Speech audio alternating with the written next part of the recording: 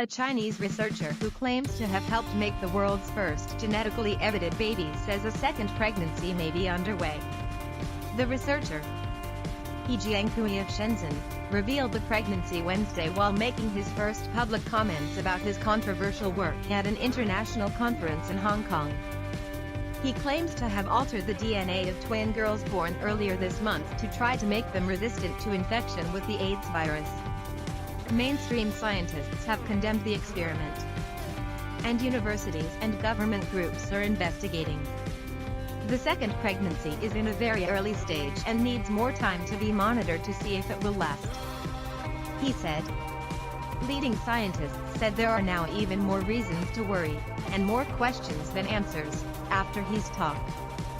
The leader of the conference called the experiment irresponsible and evidence that the scientific community had failed to regulate itself to prevent premature efforts to alter DNA. Altering DNA before or at the time of conception is highly controversial because the changes can be inherited and might harm other genes. It's banned in some countries including the United States, except for lab research.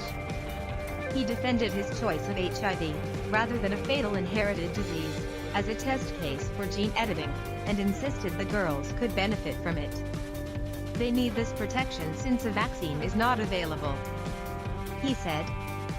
Scientists weren't buying it.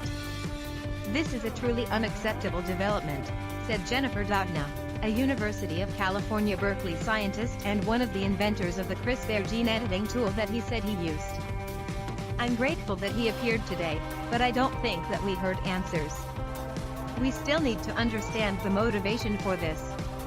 I feel more disturbed now, said David Leo of Harvard and MIT's Broad Institute, and inventor of a variation of the gene editing tool. It's an appalling example of what not to do about a promising technology that has great potential to benefit society. I hope it never happens again. There is no independent confirmation of his claim, and he has not yet published in any scientific journal where it would be vetted by experts.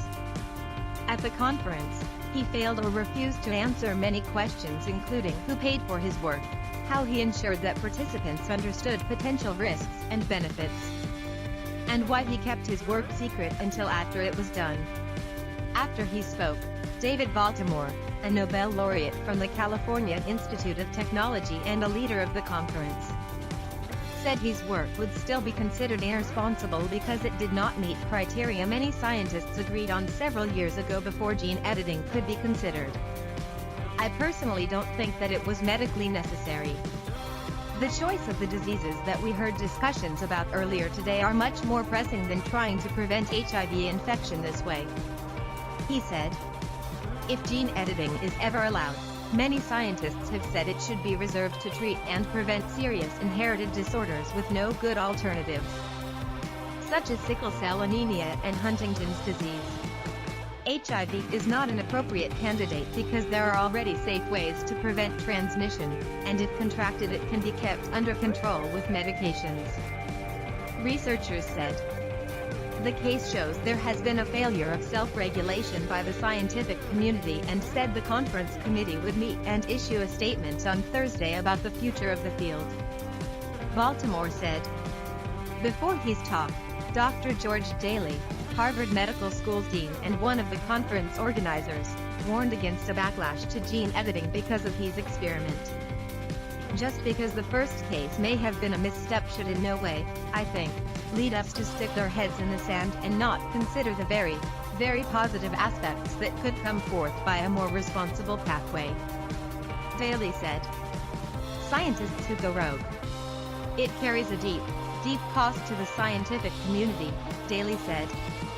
Shortly after his talk, he canceled a planned appearance in a Thursday session on embryo gene editing.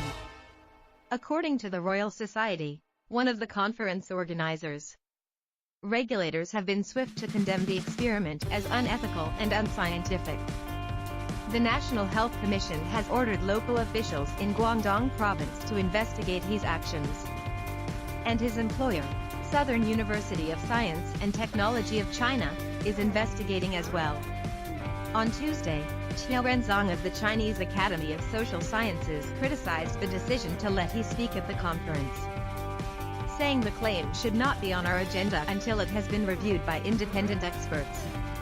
Whether he violated reproductive medicine laws in China has been unclear. He contends that it did, but said, "The problem is, there's no penalty." The U.S. National Institutes of Health said Wednesday there should be international intervention. Without such limits, the world will face the serious risk of a deluge of similarly ill-considered and unethical projects, the agency said in a statement. Meanwhile, more American scientists said they had contact with he and were aware of or suspected what he was doing. Dr. Matthew Porteous, a genetics researcher at Stanford University, where he did postdoctoral research, said he told him in February that he intended to try human gene editing.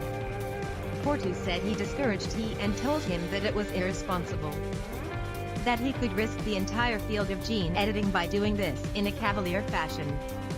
Dr. William Hurlbut, a Stanford ethicist, said he has spent many hours talking with he over the last 2 years about situations where gene editing might be appropriate. "I knew his early work. I knew where he was heading," Hurlbut said. When he saw me 4 or 5 weeks ago, he did not say he had tried or achieved pregnancy with edited embryos, but I strongly suspected it. Hurlbut said, "I disagree with the notion of stepping out of the general consensus of the scientific community," Hurlbut said. "If the science is not considered ready or safe enough, it's going to create misunderstanding, discordance, and distrust." Jennifer Doudna and David Leo are paid by the Howard Hughes Medical Institute, which also supports AP's Health and Science Department.